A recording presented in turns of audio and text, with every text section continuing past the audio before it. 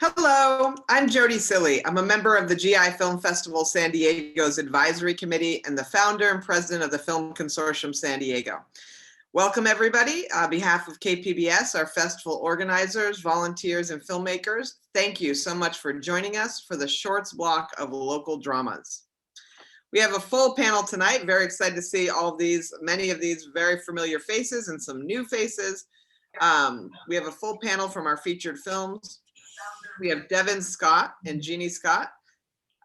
Devin's the director of From Russia with Mehh. Jeanne is the producer of From Russia with Mehh. Cy Kuckenbaker, welcome, director of Tiger Oak and Echo. Arnas, Sliesoraitis, actor who played in Echo, in Tiger Oak and Echo. Floyd Strayer, the director of Life After Oblivion. Susan Farese, producer, casting, publicist, I guess she does everything, actor from Life After Oblivion, and Joshua DeFour, the writer and director of The 11th Order. Welcome, everybody, and thank you all for being here. Exciting times, and wonderful to watch your films. I've watched them all previously and watched them again tonight along with the screening, so it was really wonderful to be able to, it's like over time your experiences change, and watching films you see new things, and in every case, I saw things that I hadn't seen and noticed things I had not seen before. I'd love to start with Cy. If you could just let us know, what is your military connection? What's your military background? And tell us a little bit about sort of what connected you and got this film going. I was a Navy brat. I was never actually in the military myself, but I went to high school on Navy base, and my family actually was Army. But I was in the Peace Corps. And I learned this story living and working in the former Soviet Union in Lithuania. And I'd never heard this story before. And it was, it was a guerrilla war that lasted for 10 years in that region. And it stuck with me. So I started to work on the project. It took 15, 20 years though to get back there and actually do it. 15, 20 years from the first idea to finishing the film. Yeah. Getting back there. Wow. That's incredible. Mm-hmm. Thank you. Susan and Floyd, if you could both introduce yourselves a bit and give us your military background, sort of what got this film going for you two.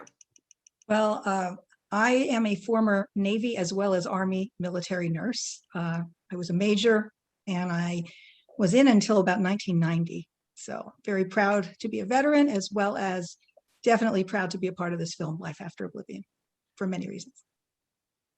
Great, thank you. And Floyd? I'm a retired Marine, 21 years in the Marine Corps, and I've done the last 22 years working for the Navy as a civilian, supporting Marines all over the world.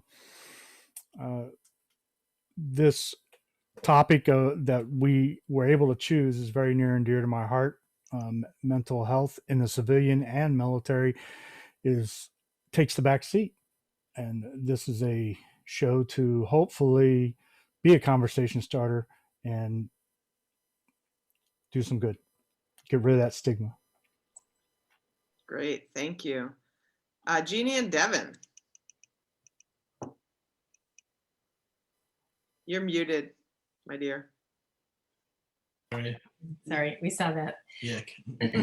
So I'm a veteran. I'm from a military family. My father was in World War II. He was in the Navy for a little while, then he went in the Army. And then my two uncles and my son is also an Air Force veteran from, he spent time in Korea. So our thing is that, you have your military life and then you get out of the military and go back into civilian life, and you have other talents to be a filmmaker and be able to share these talents, especially with the military community, because you feel so close to them. Great, thank you. Devin. Yeah, so I'm married to her, so that's my military connection. The military husbands, got it. Yeah, exactly. So My spouse. yeah, that works. Thank you. Joshua. Hey, I was in the Marine Corps from 2010 to 2015. I was a combat videographer. Got a chance to deploy to Afghanistan for a year and sort of picked up, it's a different kind of culture out there than it is peacetime. So But I left the Marine Corps and went to film school at the University of Texas. I wasn't going to make a military film, but someone sent me the speech, 6 Seconds to Live, which the film's based on. And I couldn't walk away from it. It was a beautiful story, and it was a true story that hadn't been told yet in film, which surprised me. So that's what led me to make it. Great. And Arnas. Yes, so I'm an actor, and acting in this film, it was Tiger Okaneko. It was kind of an honor as a Lithuanian to work with such project, because it was about Lithuanian history. That's a big part of Lithuania. And I've been always reminded by my grandparents about this kind of war, guerrilla war.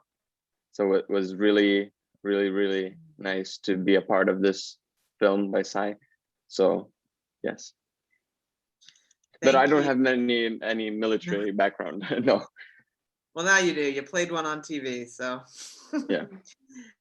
Sai, I think what's so fascinating is that you went to Lithuania to make this film, a San Diego film teacher, filmmaker. Tell us a little bit about that and who made the film with you. How did that come to life? How did you put your crew together? How did that happen? So I actually tried to make this film in 2005. It was a different script, same character, same idea, and it was a giant failure. I didn't know what I was doing yet. So I put the script on the shelf. And then when Russia invaded Crimea, I think that was 2017, I thought maybe it's relevant again. But the first step was to find a producer, because I'm not good at producing. I'm good at directing, but not producing. So I took a trip over there for that reason only, just to see if I could find a producer. It's a fairly long story, but I found the right person. It took months to do. And that was the key. Once you have the right producer, everything else gets solved. So it basically took a week over there of talking to people and kind of just really taking risks to find this person. Her name's Austin. She's amazing. If you're going to shoot a film in Lithuania, that's your person. Just have to say, the challenges of making a film in a town you're familiar with people that you know, is pretty incredible already. But then to build that entire team in another country, it's really impressive. And obviously, the end result of it is also incredible. So, yeah, you said one thing to me a little while. You said it was the most fun you've had making a film. Why? Yeah. Because of the strength of the team. I hadn't made a fiction film in a long time. I've been doing documentaries for a long time. And I told myself that I was going to make this film. I wouldn't do it if it was like compromising, Yeah. So when I was actually about to cancel it until I got that producer. But once she came in, she brought really significant talent with her. Great. And then after that, it's just like being on a really good sports team. You can make lots of mistakes and they'll carry you, right? And it makes it really, really fun, because you look around and think all of these people are better at what they're doing than what I could do if I was doing that same thing. So it's like driving a sports car. It's very responsive. Yeah, absolutely. The team analogy I use constantly. It's sports. This is sports. It's the sports team for nerds. Us film nerds. Art sports. Art sports, absolutely. Yeah. It's a team sport for sure. Filmmaking, absolutely. And when done well, you have great people in every position, like a sport. Yep. And you win the game, like with your film. Floyd and Susan, I know your film was made for a film challenge. Tell us a little bit about it, and also a true story. Based on true story, could you tell us a little bit about that experience? Like, what did you actually do to get this off the ground? I also, see that you have a large veteran team, so I'd love to hear a little bit about that. So yes, the Armed Forces Film Challenge came up, and I had in the back of my head the desire to do a movie. And when that came up, I thought that was the perfect opportunity, with a framed project there. However, it is an unfunded volunteer type arrangement, right? Everybody has to be volunteer. Well, I asked Tommy Anderson to write the screenplay, which he did a great job. Like within 24 hours after we read that story, he had the first cut done, and we knew what we were going to make. People just gathered around this whole concept. I just saw on the credits 15 15. military. The guy, John Risser, who donated all the uniforms for us to use, is a Marine, and we didn't have him in the original count. So 15 military members in bringing this all together, whether it be through music, through actors and crew, out of over 30 now international people, because our composer for the music for this festival is Jackie Joy from Brisbane, Australia, who volunteered her time to do that. So it was a tremendous just group effort that brought it together. And as you know, I've said it several times, because it was so many veterans involved, it just went so smoothly because we all just worked together very well. That absolutely, it's one of my favorite parts of working on set with veterans, is the camaraderie and the team's effort that comes from that military experience. Jeannie and Devin, you guys make some really interesting films. This was not the first film you've done in this style, in this creative style. Tell everybody how you make these films. So basically, we'll watch maybe 20 hours of home movies that we buy at swap meets and thrift stores and collect them, and then we will basically come together and we'll write a story about what we see. So we'll start with an idea of what we want the message to be, and then we'll basically just write a story and piece pieces together. So it looks easy, but it's actually really, really hard. It's like making a puzzle with 100 other puzzles that comes together and looks like a picture that you would recognize. So, but I don't know, it's a lot of fun, and it's cheap.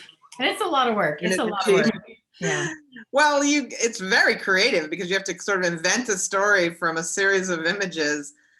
I find it brilliant. As I said to you the last time we talked, the first one that I saw, I thought that was like your life, like a true story from your life. And no joke, I thought for at least a year, I thought that. I believed that Baron, correct? I believed that was like the story of your family. So, very well done. We do have a question for you here from Craig Bentley. Why were some eyes covered in the found footage and some not? Those were the spies that she was along with, so they couldn't be shown. That they had to keep those guys undercover still, because it's like kind of. But really, it's just a technique that we were adding into to make it look a little bit more realistic. The more realistic we can make it look, the more the audience would buy the whole premise, and so that was just something we threw in there. Yeah, it's only when she was on her missions over in countries, that's why it's only there. So, but, yeah. Awesome. Well, thank you, Joshua. So your film, you had said that you found the story. You found how did you get it from the idea to the permission from the family to make the film? How long was that process, and sort of what were the challenges you faced with that? Yeah, I mean, the speech had been given to me. I didn't even know about it. And I was actually in production of another film at the time. So when it was given to me and that was kind of going through my head, it really was something that it was hard to kind of put down and put away as like, okay, that's gonna be my next project. So it kind of sat, in my head and on my computer for about 4 or 5 months before I got the courage to be like, okay, is this going to be my next film? Because, it takes place in Iraq. We have to find a way to recreate all of these things. How are we going to do that? But they all sounded like excuses, right? So it was like, I can make this film. We just need to, get the green light to do so. And that's really the most difficult part. But when I called, the first mother was Joanne Lyles, Jordan Harder's mother. and it sounded like I was speaking to an aunt. She was the most lovely, warm person, and immediately all the pressure and the stress went away. And then I called Rebecca Yale, Jonathan Yale's mom, and it was the same thing. It was just these women that were, I felt like I knew them. They felt like family. And so I hope that comfort was on the other side too. And that's probably why they said yes. It wasn't until much later, well after the film was made, that I found out that I guess other studios had actually in the previous 10 years called them to get rights, and they had refused to sell them. We were a student project. We were not going to make any money. And I guess that was kind of one motivation. And the other was, I was a veteran. There were a bunch of other veterans on the project. So it was an immense responsibility, an amazing opportunity. But it was definitely, before that phone call, I was absolutely terrified. That is really interesting that they had refused other bigger studio offers. That's really interesting. But I guess it makes sense in that you made them comfortable. You made them feel like it was going to be taken care of by veterans. You weren't there to make money off their kids' tragedy, really. So, wow. One of the questions from the audience, from Craig Bentley, is the 11th Order looked like a big budget film. Where did you get the financing from? They fund everyone else's film here. Just kidding. Go ahead. Well, there were 2 different crowdfunding drives that were, run over the course of a year, and we had tons of veterans and active service members and supporters of all kinds donating to the film. We got a grant from the Marine Corps Museum, which is fantastic. We got sponsored by a few different people, and then also I took out student loans. So the government paid for a lot of the film too, in that respect.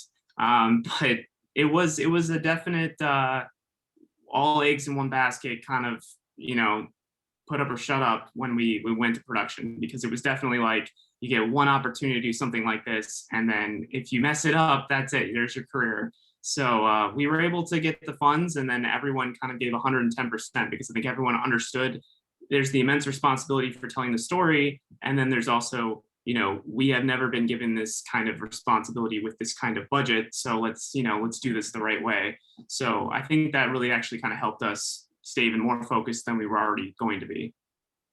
Yeah, it's really, and I love that you said, the responsibility with the story. I think that is very true of stories, true stories, especially military based. A lot of true stories on this panel, and people felt a lot of responsibility to give their best to make those stories come out the best possible. Arnas, I have a question for you. So we're here in San Diego watching this film, very much outsiders to this experience, very much outsiders to the history. How did people around you and your community, your family members, have people watched the film, and what's the reaction like? Yeah, I showed this film to all my relatives and friends, and they were very happy to see a film done in such a cinematic way, because we did have almost like documentaries, but I'm not sure if those were real documentaries of people just explaining about the story, but to relive those moments and see them in a cinematic work. So that was, I think what got many people excited about this film. To retell the story in a cinematic way. So yeah, everyone I've showed, everyone was very impressed. Yeah. Great. Yeah, I was thinking about that, watching it from an outsider and kind of learning the history through this versus already knowing the history and sort of watching it from that experience. So that'd be very different experience. Well, we've got one more question for everybody before we wrap this panel, and it's an important one. What's the message you want to share with this film, and what's the message you want to share in general about veterans and the military experience? I think we have a responsibility to, especially here in San Diego, learn about the veteran experience and military experience, because there's so much veteran and active duty service members here in San Diego. You have these films that are telling stories. What's the message, and what's the message generally? Go ahead, Floyd, I'll start with you. Actually, Susan, why don't you to that. Oh, okay. Thanks to Tommy Anderson, our screenwriter. His quote is, "The ghosts of the battlefield last longer than the war itself." And that's a theme in our film. It talks about PTSD and suicide prevention, basically the themes. And we just want to share the stress and the struggle that many veterans have when they return. It was a phenomenal experience. We had such camaraderie with all the veterans involved and the people that support veterans. And I'll just never forget this. And we hope more people see it. Great, thank you. Sai. Well, my film, I mean, the theme of my film is really the idea that you cannot become an adult through violence, through any kind of ritualistic, violence. But with respect to veterans, I actually think that the most important thing is that they're empowered to tell their stories, because, especially in American film, violence is very often used in film as a very kind of base entertainment. But when veterans create films, violence is usually depicted with sophistication and depth. And as an art, it's much more powerful, and it's a way people understand like the real consequences of choices in politics and community. And so it's just really important that they're in the space leading the creation of things. Oh, perfect. Thank you. Absolutely agree. Absolutely agree that the way that violence is used as entertainment is just what we expect, and the reality of violence isn't very entertaining. The reality of real violence in its effect on people, communities, mental health, physical health is very, very real. So thank you for that. Jeannie and Devin. Oh, Devin said I should answer this one, but so the message is that, you can embrace the military experience that you had and then take with you from that your teamwork that you learned how to, be a group leader, and how to take those skills and put them into something that you're really passionate about, like filmmaking, and it all comes together. So that's, experience. Yeah, Thank you. the film's just kind of lighthearted. It's supposed to be fun and a little quirky. So and just appreciate the film message is kind of appreciate your family. Entertainment. Yeah, you've got so. Well, and military veterans and film don't have to make films specifically about the military, right? Right. Anyone who went through service has a unique perspective that can be applied to comedy, drama, horror, whatever. Thank you. Joshua. I think for me, it was always asking the audience what they would do, right? So it's 6 seconds, and it's a long time. If you count out 6 seconds, it's plenty of time to run from anything, whether it be a truck that's coming at you, whether it be a responsibility to your family or your community. So I always looked at it as, asking yourself, what would I do in that situation? But you don't have to apply it to a rock. You could apply it to everyday life, right? You have 6 seconds to make a lot of decisions, and it's staring down at you. What do you choose to do? And for some, it's fight or flight, and they choose to run, they choose to fly. And I think that these two gentlemen, are a perfect example of sticking to your principles, doing your motivations, and just basically saving the lives of other people doesn't always have to be done with violence. And there's tons of other opportunities in your life to stand up for something that you believe in and make the right decision. And I think that's kind of what I was hoping the audience would take away from that. Great, thank you. And Arnas, anything you'd like to say? What would the message you feel the movie gives to your own community or to communities like ours in San Diego? Well, I think that war is not very good, but war is something that we've lived with for our all eternity. So it's just that everyone loses in their own way during war. So yeah, that's our loss and win. Big win, but with losses. So now we're an independent country, but yeah, sacrifices had to be made by brave people. Yes, very powerful. Thank you so much, everybody. What an awesome group of films and filmmakers. Really appreciate it. You know, there's plenty of great films in the festival. So to the audience out there, we hope you see as many films as your schedule allows. You can find the full schedule at gifilmfestivalsd.org.